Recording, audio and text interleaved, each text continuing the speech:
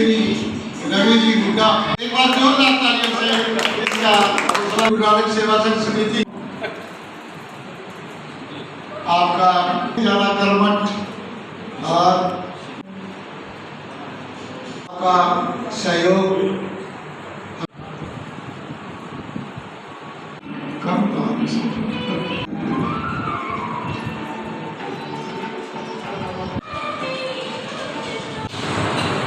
हम सबके पालनहार, सृष्टि रचयिता, जगत नियंता, संपूर्ण विश्व के सबसे बड़े समाज सेवक हैं। हम सबके जीवन को आदर्श, महान, श्रेष्ठ बनाने वाले संसार की सबसे बड़ी सुप्रीम पावर परम पिता श्री परमात्मा का आज के इस शुभ दिवस पर पावन मंगलमय मिलन में हम सबके बीच मैं उनकी उपस्थिति महसूस करते हुए परमात्मा पिता का दिल से स्वागत करती हूँ। और हम सभी साथ में महसूस करेंगे ये भगवान का घर ही नहीं है, लेकिन हम उसके दिल में बैठे हैं और उनकी छत्र छाया में हैं। प्यारे परमात्मा पिता के साथ साथ आज के इस शुभ श्रेष्ठ महान कार्य के निमित्त हमारे बीच में पधारे हुए बहुत ही मिलनसार, मधुरभाषी, समाज सेवा में सदा अग्रमय रहने वाले हम सबको ऐसी सेवा के लिए प्रेरणा स्रोत हमारे बीच में जींद से भ्राता रवि हुड्डा जी जो रेड क्रॉस के महासचिव हैं, आपका मैं दिल से हार्दिक प्यारे पिता के घर में और आज के पावन मंगल मिलन में और शुभ कार्यक्रम में हार्दिक स्वागत करती हूँ। स्वागत है, स्वागत है, स्वागत है। और इन्हीं के साथ साथ हमारे बीच में उपस्थित जींद से ही बिलोंग करते हैं भाई साहब, जींद से ही बिलोंग करते हैं क्योंकि रक्षाबंधन के टाइम इनसे मिलना हुआ था। तो आप भी बहुत ही रोमांचित हैं, बहुत मधुरभाषी हैं और बहुत अच्छी मैनेजमेंट आपकी मैंने देखी है। आपका भाई साहब आज के इस कार्यक्रम में बहुत बहुत हार्दिक स्वागत है, स्वागत है, स्वागत है। और हमारे बहुत ही पुराने, अति प्रिय, हर प्रकार से कार्य में इस ईश्वरीय विश्वविद्यालय में सहयोगी हमारे बीच में, वैसे तो भाई साहब रिटायर हो चुके हैं, लेकिन वो तो एक क्या कहें जिसको हम कहते हैं स्टडी सोर्स ऑफ इनकम होती है, तो वो तो उस हिसाब से रिटायर हुए, लेकिन रिटायर नहीं हुए हैं। आज भी वो हमेशा ही उसी एक नए जोश के साथ समाज सेवा में हमेशा ही रहते हैं और हमेशा हम कहीं भी जाते हैं भाई साहब सबसे पहले ही हमें मिलते हैं। तो भ्राता नरेश वर्मा जी का भी बहुत बहुत हार्दिक स्वागत है, स्वागत है, स्वागत है। और हमारे वैसे तो लौकिक में ताऊजी लगते हैं, लेकिन फिर भी मैं ये कहूँगी कि हमारे बीच में भ्राता रणदीप सिंह जी जो इस सारे कार्यक्रम का संचालन कर रहे हैं और बहुत ही सेवा में हमेशा समाज सेवा में। श्री रमेश भारद्वाज जी बार एसोसिएशन समितियों से हमारे बीच पहुंचे हैं। श्री राम श्याम जी विराजी हमारे बीच में पहुंचे हैं। बार प्रेसिडेंट रहे हमारे भाई रमेश भारद्वाज जी, इनका यहाँ पर स्वागत करता हूँ।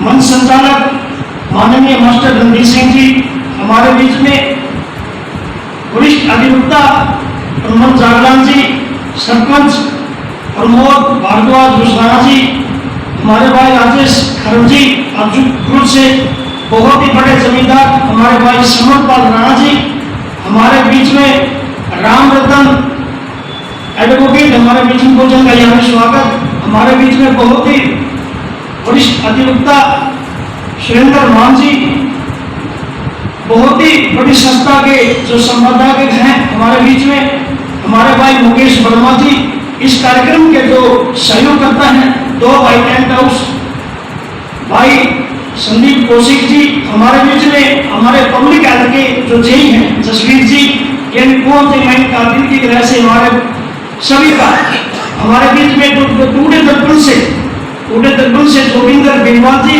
और हमारे भाई सिटी जीत प्लस से हमारे भाई प्रवीण शर्मा जी पहुंचे हैं, अपनी टीम के साथ पहुंचे। मैं सभी का IIFL बैंक के मैनेजर अमनदीप जी, सभी का, हमारे बाजू कला से युवा साथी हैं पंकज मान जी, इनके साथ जो साथी है सभी का इनकी गहराई से सबसे बड़ा धन्यवाद मैं अपने बहन जी को करता हूँ, रेखा जी को, जो मेरे से एक छोटे से कहने पर हमारे को ये कार्यक्रम करने का सौभाग्य दिया है। मैं इनका भी दिल की गहराई से धन्यवाद है। जरा मेरी बहन जी, मेरी बहन के लिए जोरदार ताली बजाने का धन्यवाद दें, तुम्हारे को ये मौका, काम, ये सेवा करने का मौका दिया। सभी का यहाँ पर दिल से, हमारे बीच में हमारी बेटी वो जी है जो सामने में को गोल्ड मेडल से सम्मानित हो रही है, हमारी बेटी, ये भी हमारे बीच में वो जी है। सभी का यहाँ पर धन्यवाद करता हूँ मैं। परम आदरणीय जो आज की मुख्य अतिथि रवि युगल जी से मैं, अगर पिछला इतिहास टाइम तो लंबा हो जाएगा, मैं छोटा छोटा बताता हूँ। हमने उनको देने का काम किया, हर डोनर को एक हेलमेट देने का काम किया सर। उसके बाद सर मैं जैसे भी कोरोना काल की ऑक्सीजन की जो कमी थी, चाहे गुसलाना हो चाहे बिजताना हो, उस टाइम सर हमारी संस्था समितियों में से दो ही संस्था का नाम था। हमारी संस्था गुरु नानक संघ सेवा समिति या मंडी से बंधु सेवा संघ का नाम था, जिसने और चीन से सिलेंडर लाके हर घर में या लगे, जो उस बीमार व्यक्ति को, जो उनका परिवार भी उनको साथ नहीं लेना चाहता था, उनको ऑक्सीजन सिलेंडर वहां से जाकर उनको देने का काम किया था। उसके बाद विकलांगों की जो सहायता के लिए ई रिक्शा, जो सभी इतना ही तो हैंडीकैप परिवार और विकलांग बच्चों को गया होगा, जितना ही जीव और पिल्लू खेला के अंदर विकलांगों को सहायता के लिए कृष्ण माले को देने का काम किया था। सर पिल्लू खेड़ा में हमने अपनी संस्था का कैंप लगाया, काफी तादाद में यहाँ तहसील में हमारी संस्था ने काम किया। घर घर से जाके उन व्यक्तियों को रिक्शा हुई, जो भी विशाखी हुई, जो भी उनको दिलाने का काम किया था। उसके बाद सर 22 फरवरी में हमारे गांव में शानपुर गांव की बेटी थी, शादी के लायक थी, उस बेटी को शादी का जो विशेष सम्मान था, लूली कोई आंदोलन, कोई रोना, मोटरसाइकिल थी नहीं, जो जरूरतमंद सामान, सिलाई मशीन थी, कपड़े थे, उसको देने का काम किया, जो जरूरतमंद सामान। उसके बाद से 23 मार्च शहीदी दिवस पर एक विशाल रक्तदान शिविर का या सभी को नक्षत्र हाल में लगाने का काम किया था सर। उसके बाद सर उधम सिंह बलिदान दिवस, उधम सिंह उस पे बलिदान कैंप है, पौधारोपण अभी 8 तारीख को शानपुर गांव में 50 से 60 बच्चे जो टॉप क्लास में अच्छे नंबर से पास हुए, पौधारोपण का बच्चों को सम्मानित किया था, पौधारोपण करके बच्चों को भी सम्मानित किया था। अब मैं बताना चाहता हूं सर जी,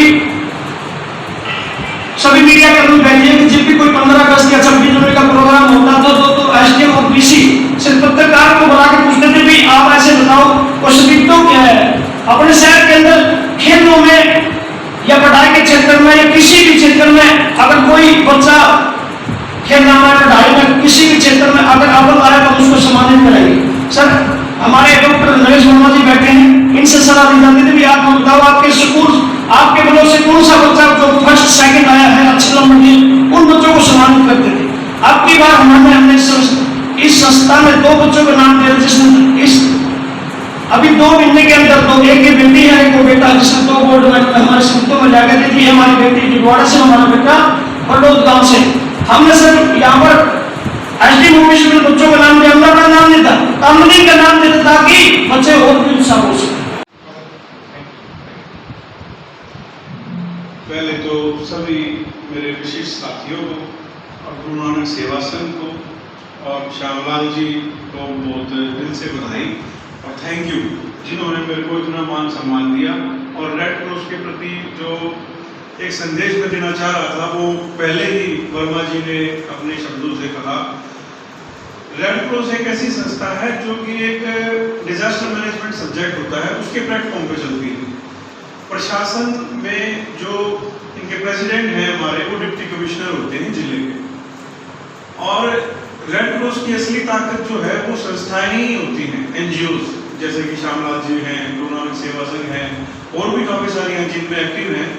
क्योंकि जब कोई डिजास्टर आता है, जैसे कोरोना आया था, तो इसमें हेल्पिंग हैंड जो है वो आप ही लोग हैं।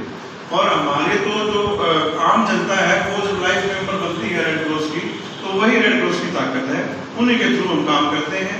तो ये जो भी बधाई के पात्र है वो आप सभी लोग हैं रेड क्रॉस संस्था की तरफ से, पहले तो ये जी।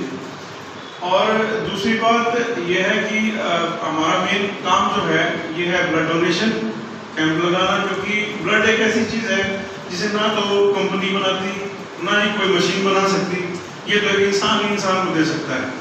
तो इसके लिए हम मोटिवेट कर सकते हैं, हम किसी के साथ ज़बरदस्ती नहीं कर सकते, हम मोटिवेट कर सकते हैं, उनको ये बता सकते हैं कि ब्लड देने से आपको फ़ायदे क्या क्या हैं।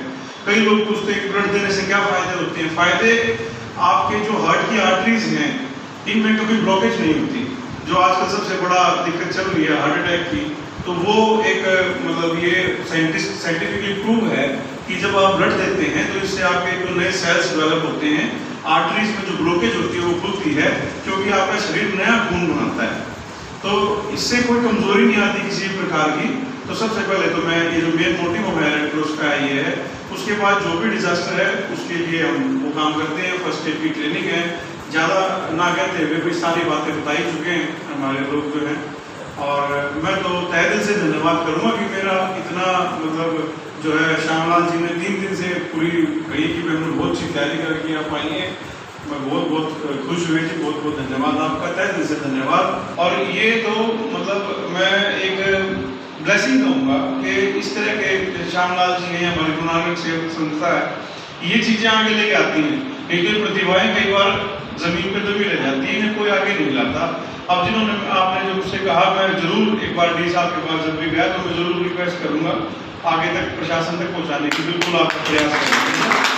और बेटा वेरी गुड, नाइस कृतिका, और दूसरा बच्चा जो है हमारा, इनके पेरेंट्स को भी बहुत बहुत बधाई, और आगे भी इसी तरह का जो है कार्य करते रहें। Very nice, thank you. इन शब्दों के साथ मैं अपने शब्दों को विराम दूंगा जी। जय हिंद, जय भारत।